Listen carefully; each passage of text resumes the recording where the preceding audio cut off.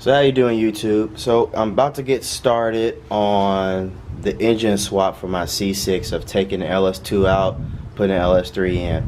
So I don't have enough room in my garage to actually do it because I have the C5 still in there, and the other spot doesn't give me enough room to manipulate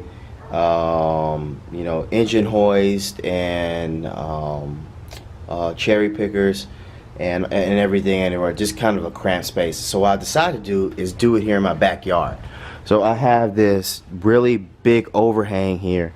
I mean, it's enough room. If you really wanted to, you could squeeze about 2 cars in there.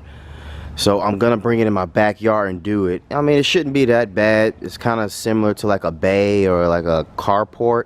Most of it's overhang, so you're not gonna get any elements. But the only way to get a car in here is I need to tear down part of my fence. So that's exactly what I'm about to do now, is tear down part of the fence. I've picked this section because, as you can see, if you could really tell, it's barely holding on as it is. So I'm gonna take down part of this fence. Hopefully I can take it down as one whole unit by just taking it out from here, and the one at the bottom, and to kind of keep all of these planks on there, and then try to take it all the way down, move it to the side, and then bring the car in and then pull it back up and nail it back in there or lean it up in there until I get the car finished, and I can try to nail it back together completely. But wish me luck. Here we go.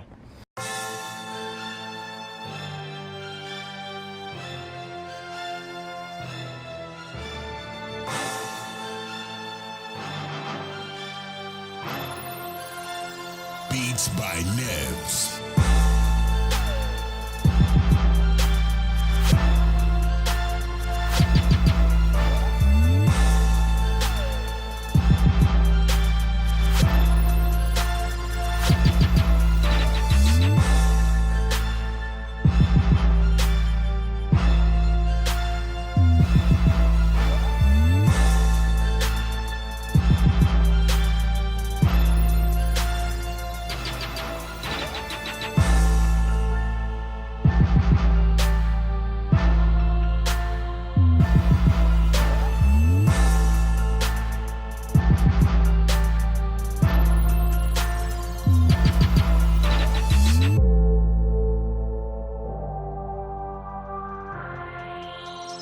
Beats by Nevs.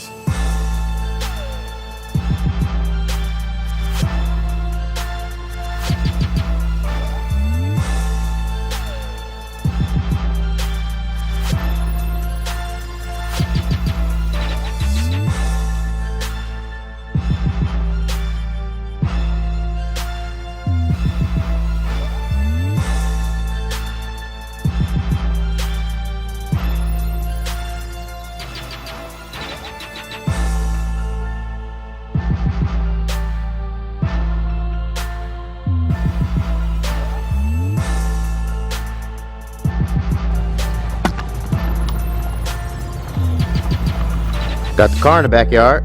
Now I need to put the fence back up for the dogs. I mean, it's not something you see every day, car in the backyard, but I think I got plenty of room to get this done. Might back it up, who knows. So about to get started here on the engine pool.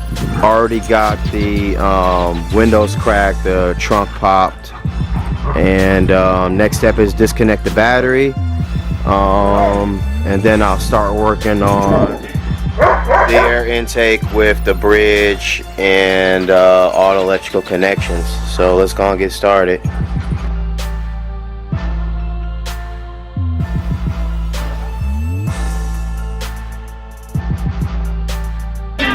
So far I got most of the electrical connections up top taken off. Also all the hoses to the water pump. That actually took me like an hour because as you can see right here, these 3 right here, they were like, and also this one here, they were like probably never taken off before, and also because of a combination of maybe the cold weather, they were just so hard to take off. So I'm gonna take the intake off just to protect it because it's so fragile, but I'm also because I don't have a tool to remove the fuel pressure, the fuel line, so I'm just going to take it off and pull back the fuel rails. All right, wish me luck.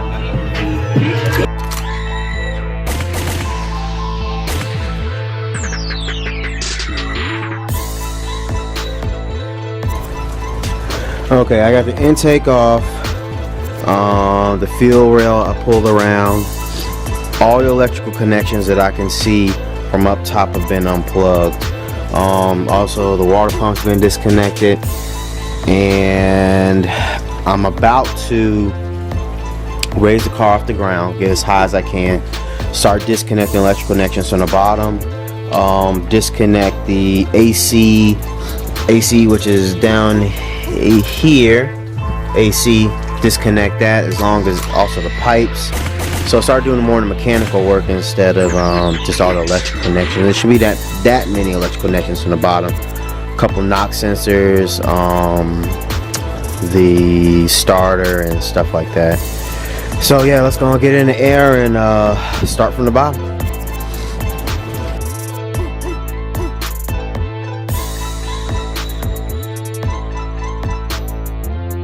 Okay, so right now I got it off the ground about as high as I can get it at the moment.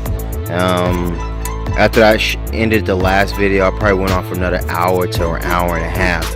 As of right now, I think the front is clearing from floor to like oil pan at 21 inches. I want to try to get up to 24, but right now I want to keep messing around with it. I'm going to try to take the exhaust off and start unbolting some other things.